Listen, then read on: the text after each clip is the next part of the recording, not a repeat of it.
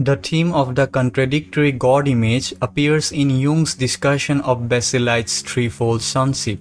The idea of the Threefold Sonship is that initially there is a non-existent God, a deity that only exists latently and has not come into manifest being yet.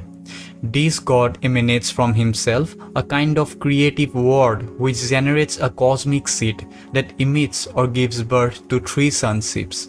The first of these is very refined and pure and immediately reverts to its origin, the non-existent God. The second sonship is grosser and heavier than the first, but it is winged and can fly, and so it gets part of the way back to the source. It is in an intermediate position between the cosmic seed and the original source, the non-existent God. The third sonship, which is the most interesting one from our standpoint, is described as formless and unpurified, and intermixed with the undiscriminated seeds of all things. It is what is called a panspermia, a jumble mixture of the seeds, the seedbed of the world that hasn't sprouted yet or hasn't manifested. It is a matrix of all possibilities. Jung talks about this threefold sonship as an image of ego development. The ego, as we know, is the son or daughter of the unconscious.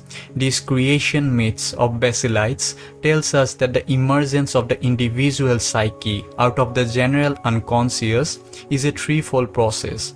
One part of it, the first sonship, never separates from original wholeness. It clings to that original unborn state of things, the non-existent God. Part 2 achieves a kind of intermediate position.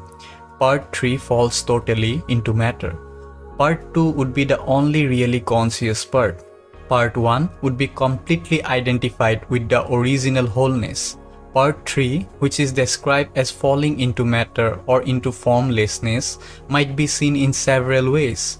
It might be seen as that aspect of the psyche that resides in the body. Jung writes, this picture of the third sonship has certain analogies with the medieval Filius Philosophorum and the Filius Macrocosmi, who also symbolize the world soul slumbering in matter. Even with Basilides, the body acquires a special and unexpected significance, since in it and its materiality is lost a third of the revealed Godhead. This means nothing less than the matter is predicated as having considerable luminosity in itself, and I see this as an anticipation of the mystic significance which matter subsequently assume in alchemy and later on in natural science. This is an important aspect of Jungian thinking, the idea that a certain aspect of the self falls into matter and thus brings about the luminosity of matter, which is reflected in the phenomena of both alchemy and natural science.